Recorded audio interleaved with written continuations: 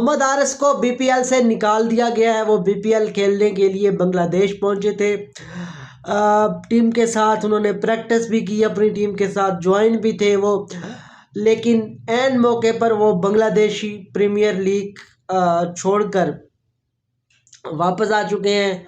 और वो क्यों जनाब, वो सेंट्रल कॉन्ट्रैक्ट की वजह है। जुलाई में कुछ प्लेयर्स ने सेंट्रल कॉन्ट्रैक्ट पर साइन किए थे कि वो साल में 2 लीग्स खेलेंगे और 2 के अलावा नहीं खेलेंगे। तो मोहम्मद हारिस जो है वो 2 लीग्स खेल चुके हैं, एक लंका प्रीमियर लीग और दूसरी जो है वो कैनेडी प्रीमियर T20 लीग जो ग्लोबल लीग है वो खेल चुके हैं।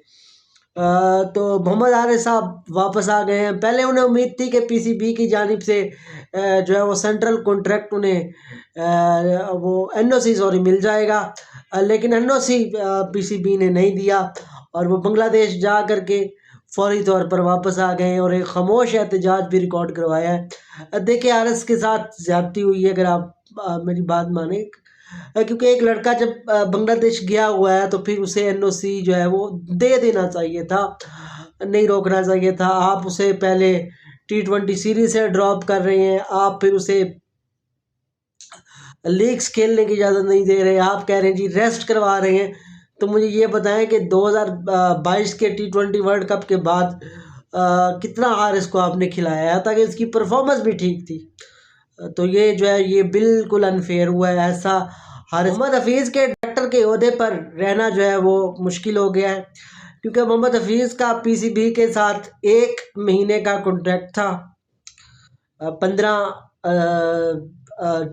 इस तक दिसंबर तक वो ख़त्म हो गया है और उसके बाद पीसीबी ने गवर्नमेंट ऑफ पाकिस्तान को हफीज़ की जो मुद्दे मुलाजमत है उसमें तोसी 3 साल की तोसी के लिए जो थी वो रिपोर्ट भिजवाई थी, लेकिन गवर्नमेंट ऑफ पाकिस्तान ने वो मंजूर नहीं की।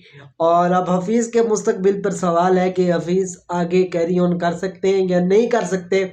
सुनने में ये आ रहा है कि प्लेयर्स भी ना खुश हैं उनसे और हफीज़ के रवैये से, और जिस तरह हफीज़ की परफॉर्मेंस रही है एज अ टीम डायरेक्टर। उन्होंने ओपनर्स को ऊपर तले खिलाया है, 4 के प्लेयर्स ओपनर को फिर आपने 4 पे खिलाया, एक ओपनर को आपने 5 पे खिलाया, फिर 7 पे खिलाया। तो बहुत सारी इस तरह के मसले मसाइल हैं। फिर उनका प्लेयर्स के साथ जिस तरह का उनका रवैया है, लड़ाइयाँ हैं।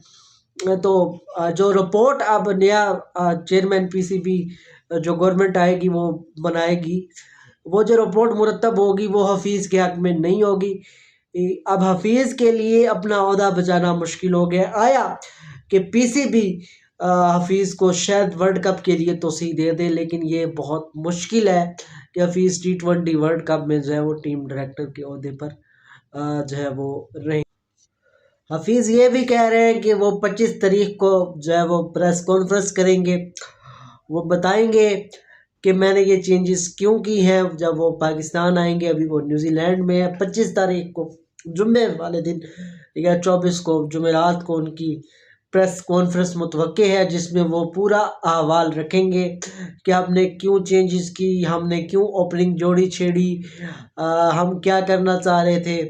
तो हफीज़ ने कहा है कि कौम के सामने पूरे हक़ाइक़ रखेंगे, लेकिन जो अंदर की खबर थी कि हफीज़ डायरेक्टर रहेंगे या नहीं रहेंगे वो मैं आपसे शेयर कर चुका हूँ पहले ही।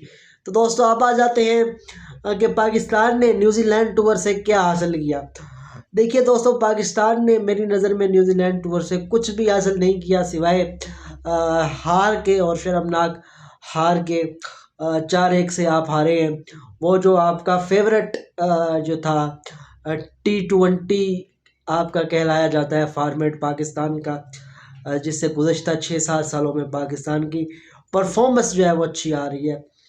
अब आपको एक मज़े की बात बताऊं कि 2021 से लेकर अब तक पाकिस्तान कोई भी जो है T20 की सीरीज़ नहीं जीता है, ना अपने घर में ना अपने घर के बाहर। 2021 में आखिरी बार पाकिस्तान वेस्ट इंडीज़ के ख़िलाफ़ जो था वो सीरीज़ जीता था। उसके बाद हम इंग्लैंड से हारे, पाकिस्तान में ऑस्ट्रेलिया से हारे, न्यूजीलैंड ने पाकिस्तान में आके वो सीरीज़ जो है वो बराबर की। जब चैपमैन ने सेंचुरी लगाई।